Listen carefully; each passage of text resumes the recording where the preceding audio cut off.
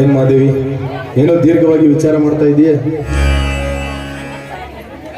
ನನ್ನ ಮಗನ ವಿಚಾರದಲ್ಲಿ ನೀವು ಯಾವ ರೀತಿ ನಿರ್ಣಯ ತಗೊಂಡ್ರಿ ಅಂತ? ಒಳ್ಳೆ ತೀರ್ಮಾನನೇ ತೆಗೆದುಕೊಂಡಿದ್ದೀನಿ. ಅಂದ್ರೆ ಅವ್ನಿಗೆ ಇನ್ನೊಂದು ಮದುವೆ ಮಾಡಿ ಈ ಊರಿಂದ ಹೊರಗೆ ಈಗಾಗಲೇ ಒಂದು ಹೆಣ್ಣಿನ ಬಾಳು ಹಾಳು ಮಾಡಿದ್ದು ಸಾಲದ, ಮದುವೆ ಮಾಡಿ ಮತ್ತೊಂದು ಹೆಣ್ಣಿನ ಬಾಳು ಹಾಳು ಮಾಡೋದು.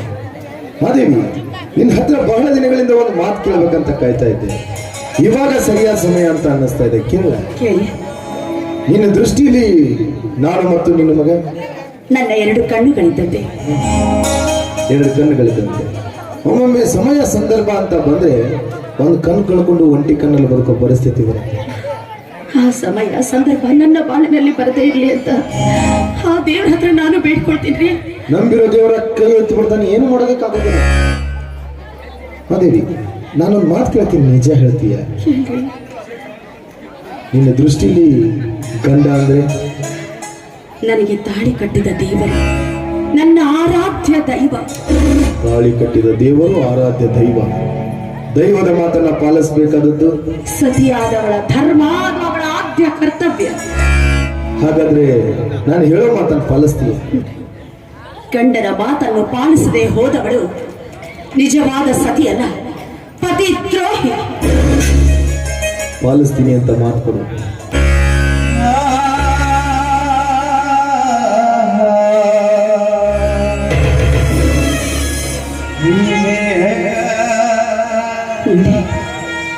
ಮಾತು ಕೊಟ್ಟು ವಚನ ಭ್ರಷ್ಟನಾಗುವುದಕ್ಕಿಂತ ಮಾತಿನ ಮರ್ಮವು ಪ್ರತಿಯೊಬ್ಬರ ದೈವ, ದೈವದ ಮಾತನ್ನ ಪಾಲಿಸಬೇಕಾದದ್ದು ಸತಿಯಾದವಳ ಧರ್ಮ ಅಂತ. ಇದೇನಾ ನಿನ್ನ ಧರ್ಮ? ನನ್ನ ಹೆತ್ತ ತಂದೆ ನಾಯಿಗಳ ಆಣೆ ಮಾಡಿ ಹೇಳ್ತೀನಿ, ಅದು ಎಂಥ ಮಾತಿದ್ರು ನನ್ನ ಜೀವ ಕೊಟ್ಟಾದ್ರೂ ನಡೆಸ್ಕೊಡ್ತೀನಿ ಅಂತ ನಿಮ್ಮ ಪಾದ ಮುಟ್ಟಿ ಆಣೆ.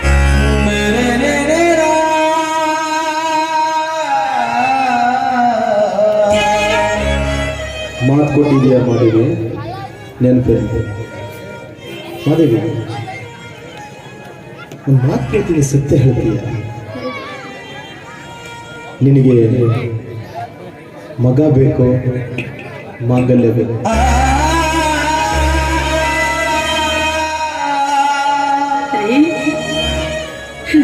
ನೀವು ನನ್ನ ಮಗ, ಈ ನನ್ನ ಎರಡು ಕಣ್ಣುಗಳಿದ್ದಂತೆ. ಈ ನನ್ನ ಎರಡು ಕಣ್ಣುಗಳಲ್ಲಿ ಯಾವ ಕಣ್ಣು ಬೇಕು ಅಂತ ಕೇಳಿದ್ರೆ ನಾನೇನಂತ ಉತ್ತರ ಕೊಡ್ಲೇನೆ? ನಿನ್ನಿಂದ ವಿವರಣೆ ಬೇಕಿಲ್ಲ ಮಾದೇವಿ. ಸರಿಯಾದ ಪ್ರಶ್ನೆಗೆ ಸರಿಯಾದ ಉತ್ತರ ಅಷ್ಟೇ. ಸರಿಯಾದ ಉತ್ತರ ಸರಿ. ನಿಮ್ಮ ಸತಿಯ ಸ್ಥಾನದಲ್ಲಿ ನಿಂತು ನಾನು ಇವತ್ತು ನಿಮಗೊಂದು ಮಾತು ಹೇಳ್ತೀನಿ. ನನಗೆ ಮಗನಿಗಿಂತ ಮಾಂಗಲ್ಯ ದೊಡ್ಡದು. ಮಗ ಹೋದರೂ ಮಾಂಗಲ್ಯ ಬೇಕು,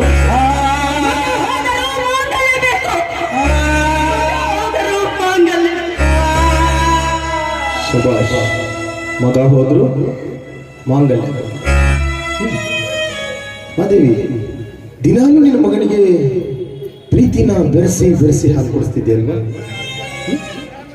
ಹಾಗಾದ್ರೆ ಈ ದಿವಸ ಇದನ್ನ ಬೆರೆಸಿ ಹಾಕೊಡಿಸು. ಕಾರ್ಕೋಟಕ ವಿಷ. ವಿಷ? ಅದು ನಿಮ್ಮ ಕೈಲಿ? ನನ್ನ ಮಗನಿಗೆ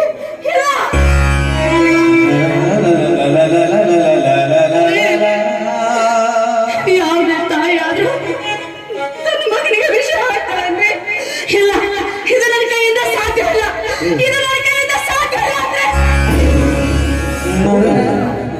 ಯಾವುದೇ ತಾಯಿ ತನ್ನ ಮಗನಿಗೆ ವಿಷ ಹಾಕೋದಿಲ್ಲ, ಆದ್ರೆ ಕಟ್ಟಿಕೊಂಡಿರೋ ಗಂಡನಿಗಾದ್ರೂ ಹಾಕೋದಲ್ಲ.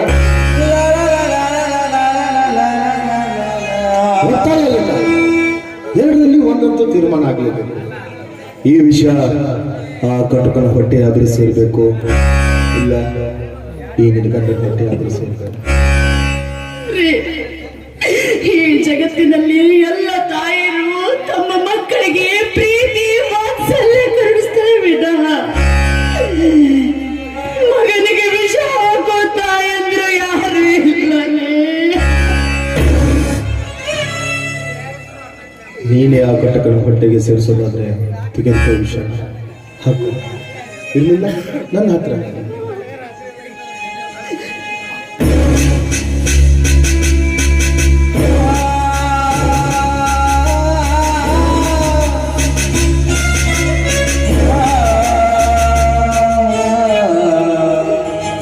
ದೇವಿ ಮಾತು ಕೊಟ್ಟಿದೀಯ, ನೆನಪಿರ್ಲಿ. ನಾನು ಮರಳಿ ಮನೆಗೆ ಬರೋದ್ರೊಳಗಾಗಿ ಆ ನಿನ್ನ ಕಟಕ ಮಗ ಬದುಕಿರಬಾರ್ದು. ಒಂದ್ ವೇಳೆ ಬದುಕಿದ್ದೆ ಆದ್ರೆ ಈ ನಿನ್ನ ಬೆಟ್ಟ ಬದುಕಿರೋದಿಲ್ಲ. ಮಗನ ಮೇಲೆ ಮಮಕಾರ ಹೆಚ್ಚಾಗಿ ಮಗನಿಗೆ ಹಾಕಬೇಕಾದ ವಿಷಯ ನಾವು ಅವನಿಗೆ ಹಾಕದೆ ನೀನೇನಾದ್ರೂ ಸ್ವೀಕಾರ ಮಾಡಿದ್ದೆ ಆದ್ರೆ ಈ ನಿನ್ನ ಬೆಟ್ಟದ ಮೇಲಾನೆ ಆಗಿದೆ.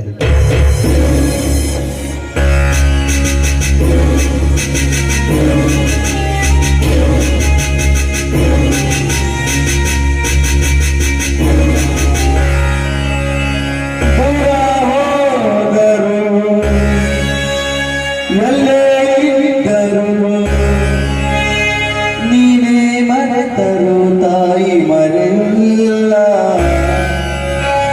ತಾಯಿಗೆ ಎಲ್ಲ ಬದಲಾಗುವುದಿಲ್ಲ. ಉರುಳಿ ಕಳೆ ಹೋದರು ಹಣೆ ಬರಹ ಬದಲಾದರು.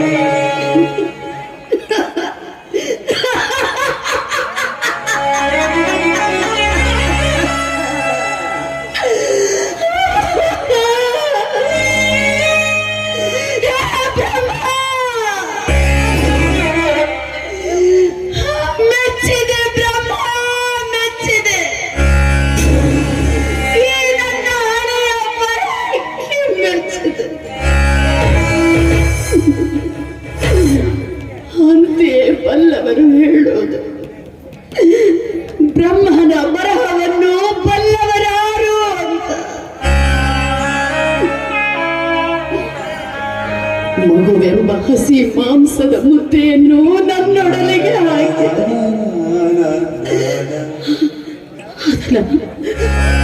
ಅದನ್ನ ರಣಹದ್ದುಗಳ ಕಣ್ಣಿನಿಂದ ರಕ್ಷಿಸಿಕೋ ಅಂತ ನನಗೆ ಕಟ್ಟಪ್ಪಣೆ ನೀಡಿದೆ. ಆದ್ರೆ ಇಂದು ನನ್ನನ್ನು ಹಸಿದ ಹುಲಿಯನ್ನಾಗಿಸಿ ಆ ಹಸಿ ಮಾಂಸವನ್ನು ತಿನ್ನಲು ಅಪ್ಪಣೆ ನೀಡಿದೆ.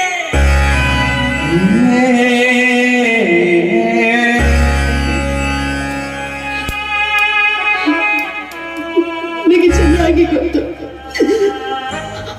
ಮಾಂಸ ತಿನ್ನಲು ಬಲು ವಿಷ ಅಂತ. ಆದ್ರೆ ತಿನ್ನದೆ ಹೋದರೆ ನರಕಕ್ಕೆ ದಾರಿ ಎಂದು ತೋರಿಸಿದೆ. ಯಾವುದನ್ನು ಪಾಲಿಸಲಿ, ಯಾವುದನ್ನು ತಿರಸ್ಕರಿಸಲಿ, ಗಂಡನ ಆಜ್ಞೆಯನ್ನು ಮೀರಿ ಈ ಲೋಕದಲ್ಲಿ ಪತಿತೆ ಎಂಬ ಪಾಪದ ಕಿರೀಟ ಕಟ್ಟಿಕೊಳ್ಳಲೆ.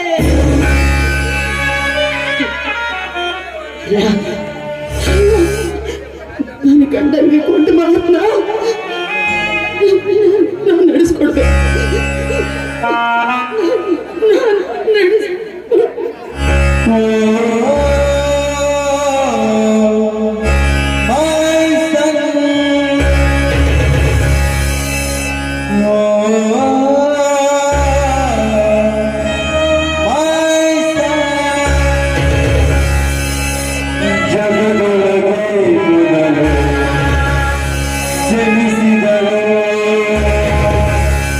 ಹುಡುಕಿದರೆ ಮೂಲ ಸಿಗದಯ್ಯ,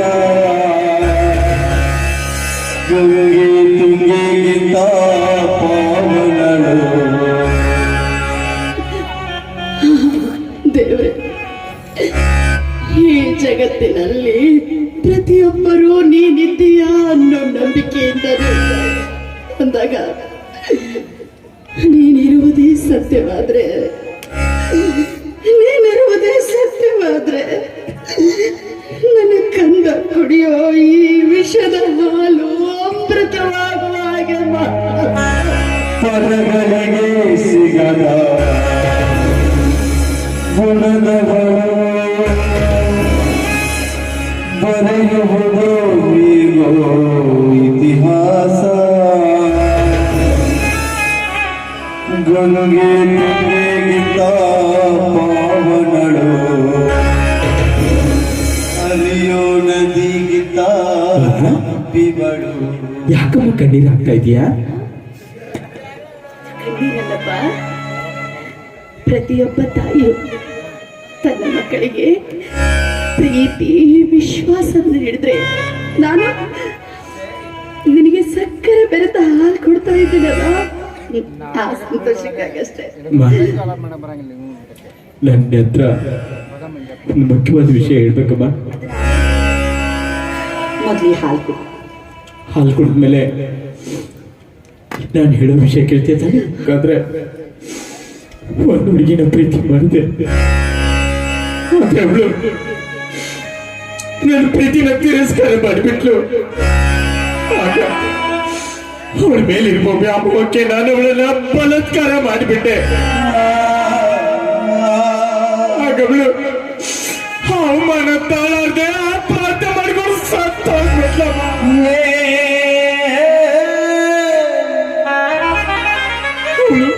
ಅವಳು ಬೇರೆ ಯಾರು ಅಲ್ಲಮ್ಮ, ನಮ್ಮ ಮನೆಯಲ್ಲಿ ಜೀತಗಾರಾಗಿ ದುಡಿತಾ ಇದ್ದಾಳಲ್ಲ ರುದ್ರನ ಮಗಳು ಅಂಬಿಕಾ.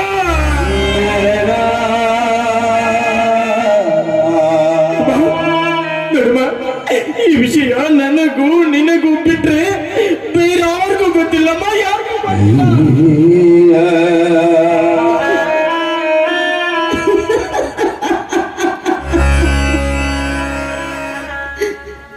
ಬೆಕ್ಕು ಕಣ್ಣು ಮುಚ್ಕೊಂಡು ಹಾಲು ಕುಡಿದ್ರೆ ಪ್ರಪಂಚಕ್ಕೆ ತಿಳಿಯೋದಿಲ್ಲ ಅನ್ಕೊಳ್ಳೋ. ಅಂದ್ರೆ ಈ ವಿಷಯ ನನಗೆ ಮೊದಲೇ ಗೊತ್ತಿದ್ದೇನಮ್ಮ.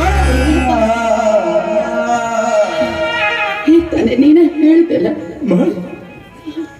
ಇದು ಒಂದ್ಸಲ ತಪ್ಪಿಟ್ಟಿದ್ದೀನಿ.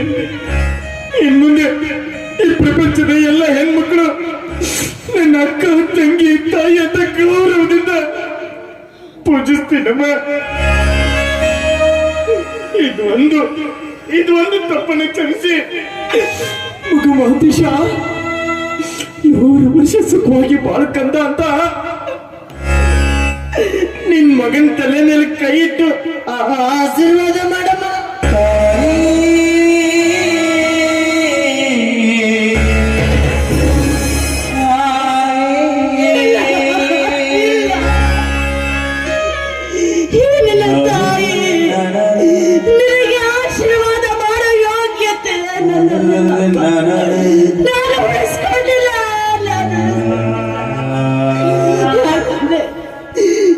ನಾನೀಗ ನಿನ್ನ ಮುಂದೆ ನಿನ್ನ ತಾಯಿಯಾಗಿ ಬಂದು ನಿಂತಲು.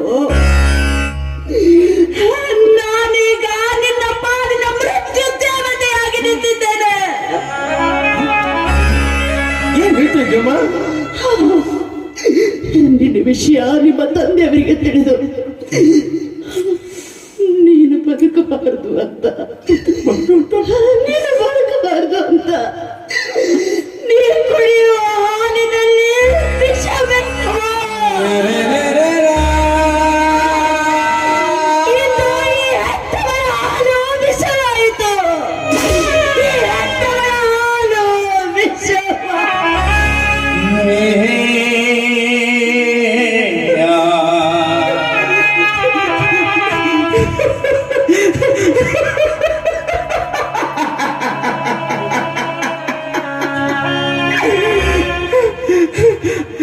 ಪ್ರಪಂಚದ ಯಾವ ತಾಯಿ ಆದ್ರೂ ಅಕ್ಕ ಮಗನಿಗೆ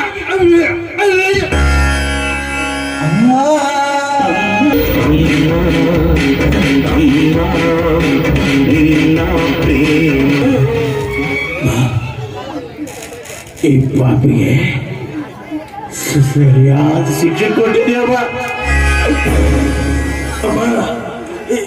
ಹೊಟ್ಟೆ ಉರಿತಾ ಇದೆ ಅಮ್ಮ.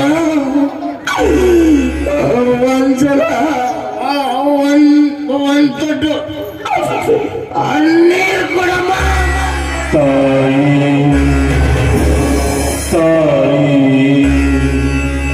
ನಲಿಹಾರು ತಾಯಿಗೆ ಹೊರಬಡೆ ಆ ನಿನ್ನ ಕೊಟ್ಟಕ ಮಗ ಬದುಕಬಾರ್ದು. ಹೊರಬರು ಬಾರ ತ್ಯಾಗಮಯಿ ತಾಯಿ ತಾಯಿ ನಲಿಹಾರು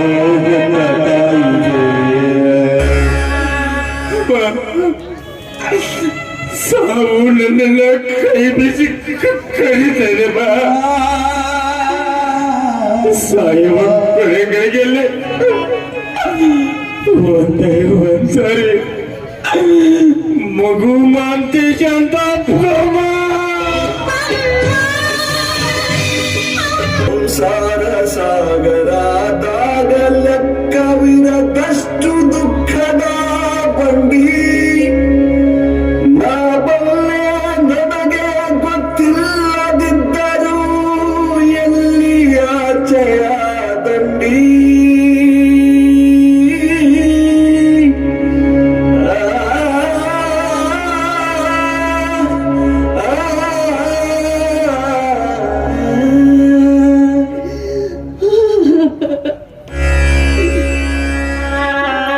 ಪ್ರಪಂಚದಲ್ಲಿ ಮಕ್ಕಳು ಎಷ್ಟೇ ತಪ್ಪು ಮಾಡಿದ್ರು ತಾಯಿಯಾದವಳು ಅದನ್ನ ಹೊಟ್ಟೆಯಲ್ಲಿ ಹಾಕೊಂಡು ಕ್ಷಮಿಸ್ತಾಳೆ. ಆದ್ರೆ ಇವತ್ತು ನಾನು ನನ್ನ ಕೈಯಾರೆ ನನ್ನ ಮಗನಿಗೆ ವಿಷ ಆದ್ದೆ.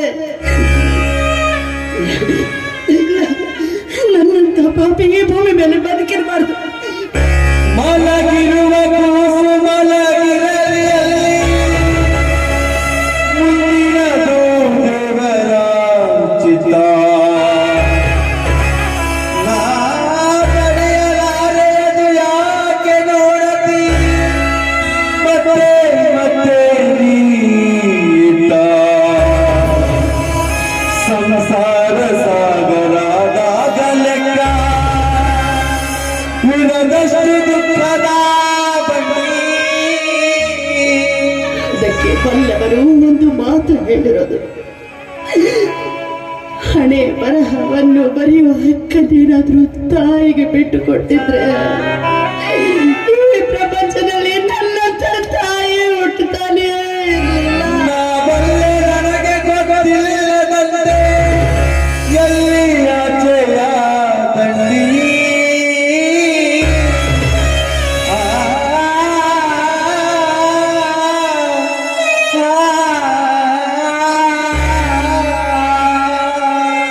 ಕೂಸು ಮಲಗಿರಲಿ ಅಲ್ಲಿ ಮುಂದಿನದು ದೇವರ ಚಿತ್ತ.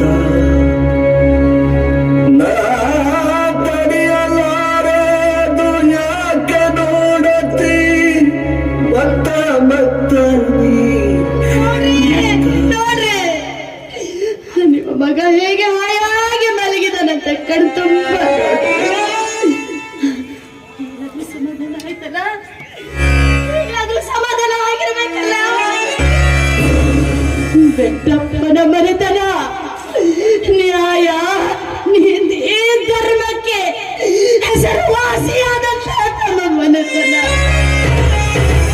ನನ್ನ ಕೈಯಾರೆ ನನ್ನ ಮಗನಿಗೆ ವಿಷ ಹಾಕಿ ಕೊಲ್ಲುವಾಗೆ ಮಾಡು. ಈಗಲಾದ್ರೂ ಸಮಾಧಾನ ಆಯ್ತಲ್ಲ. ಈಗಲಾದ್ರೂ ಸಮಾಧಾನ ಆಯ್ತು. ನನ್ನ ಮಗನಿಗೆ ವಿಷ ಹಾಕುವಾಗ ಈ ನನ್ನ ಹೆತ್ತ ಕಣ್ಣು ಎಷ್ಟು ನನ್ನು ಕೊಡುತ್ತೋ ಅಂತ ನಿಮಗೆ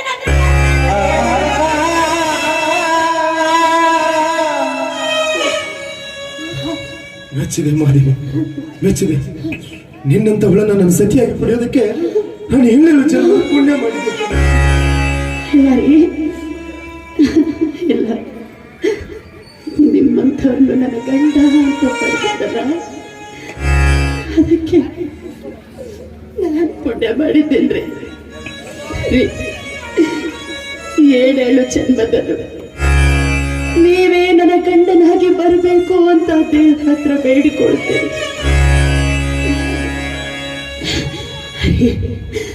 ನಿಮ್ಮ ಕೈ ಹಿಡಿದು ಈ ಮನೆಗೆ ನಡೆಯಲು ಬಂದಾಗ ಕಾರ್ಯೇಶು ದಾಸಿ, ಕರುಣೇಶು ಮಂತ್ರಿ, ಭೋಜೇಶು ಮಾತಾ, ರೂಪೇಶು ಲಕ್ಷ್ಮಿ, ಶಯನೇಶು ರಂಭ, ಕ್ಷಮಯಾ ಧರಿತ್ರಿ ಅಂತ ಕರ್ತವ್ಯದಲ್ಲಾಗಲಿ ವ್ಯಾಮೋಹದಲ್ಲಾಗಲಿ ನಿಮ್ಮ ಸುಖದಲ್ಲಾಗಲಿ ದುಃಖದಲ್ಲಾಗಲಿ ಅರ್ಥ ಪಾಲು ನನಗಿರುತ್ತೆ ಅಂತ ನಿಮ್ಮ ಕೈ ಹಿಡಿದು ಈ ಮನೆಗೆ ನಡೆಯಲಿಕ್ಕೆ ಬಂದ ನಾನು ಇವತ್ತು ನಿಮ್ಮನ್ನ ಬಿಟ್ಟು ಬಾರದವರೆಗೂ ಹೋಗ್ತಾ ಇದ್ದೆ. ಹಾಗೆಲ್ಲ ಮಾತಾಡ್ಬೇಡ. ನನ್ನ ಮಗನಿಗೆ ಕುಡಿದ ಅರ್ಧ ಹಾಲಿನಲ್ಲಿ ನಾನು ಕುಡಿದು ಬಿಟ್ಟರೆ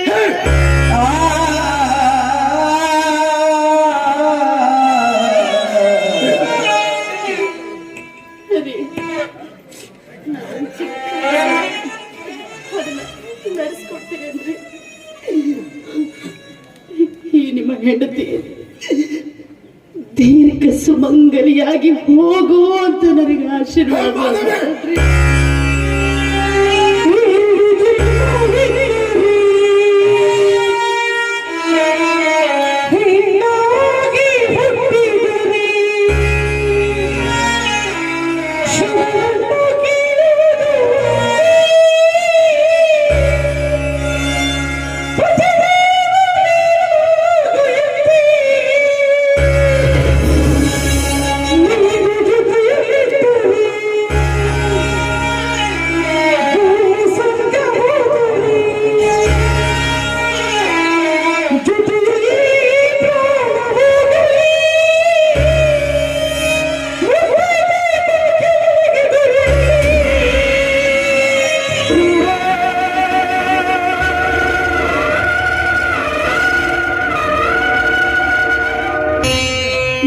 ಅವರಿಗೆ ಭಾರದ್ರ, ನಿನಗೆ ಅವತ್ತು ಹೇಳಿದ್ದೆ ತಾನೆ, ತಪ್ಪು ಮಾಡಿರೋನಿಗೆ ಶಿಕ್ಷೆ ಕೊಡ್ತೀನಿ ಅಂತ ಹೇಳಿದ್ದೆ ತಾನೆ.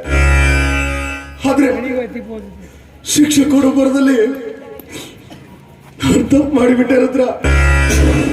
ಯಾಕೆ ಅಪ್ಪ, ಏನಾತ ಹೇಳ್ರಿ ಅಪ್ಪ? ಶಿಕ್ಷೆ ಕೊಡೋ ಜವಾಬ್ದಾರಿನ ಹೆತ್ತ ಕರುಳಿಗೆ ವಹಿಸಿ ತಪ್ಪು ಮಾಡಿಬಿಟ್ಟೆ ರುದ್ರ. ತಪ್ಪು ಮಾಡಿರೋ ಅವನಿಗೆ ವಿಷ ಹಾಕಿ ಕೊಲ್ಲು ಅಂತ ಅವಳ ಕೈಯಲ್ಲಿ ಕೊಟ್ರೆ ಅದರಲ್ಲಿ ಅವಳು ಅರ್ಧ ಕುಡಿದು ಬಿಟ್ಟಿದ್ದಾಳೆ ರುದ್ರ. ದಿನಾಲು ಅಮ್ಮವ್ರೆ ತಾಕು ಹೋಗ್ತಿದ್ದೀಯಲ್ಲ, ಒಂದೇ ಒಂದ್ಸಲ ಕೂಗು.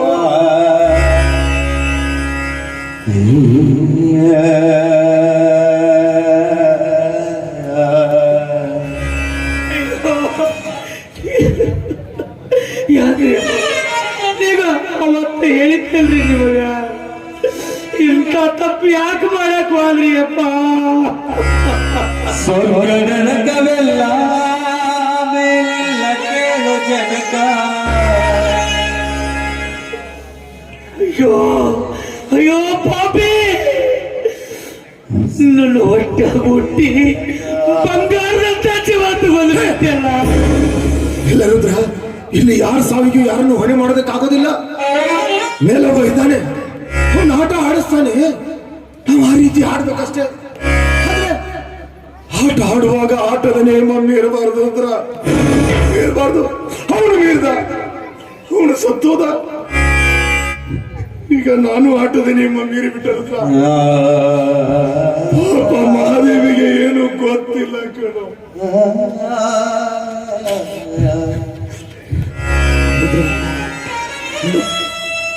ನಿನ್ನಲ್ಲಿ ಕೊನೆಯದಾಗ ಒಂದು ಮಾತು ಕೇಳ್ತೀನಿ, ನಡೆಸ್ಕೊಡ್ತೀಯ ತಾನೆ? ಹೇಳಿಯಪ್ಪ, ಒಂದೇ ಹಾಕಿ ಒಂದೇ ಮಾತು ರುದ್ರ, ಇನ್ನು ಯಾವತ್ತೂ ಏನೂ ಕೇಳೋದಿಲ್ಲ. ನಡೆಸ್ಕೊಡ್ತೀಯ ತಾನೆ?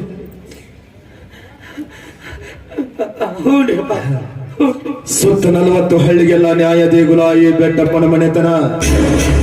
ಇಲ್ಲಿ ನ್ಯಾಯ ಅಂತ ತಲೆವಾಗಿ ಬಂದವರಿಗೆ ಯಾವತ್ತೂ ಅನ್ಯಾಯ ಆಗಿಲ್ಲ ರುದ್ರ. ಆಗಬಾರ್ದು.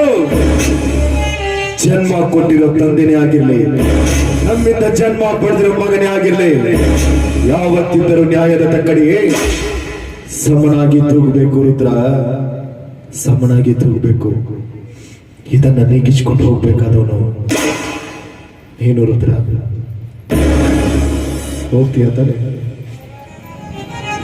ಹೋಗ್ತೀಯ ತಾನೆ? ಅದು ನನ್ ರುದ್ರ ಅಂದ್ರ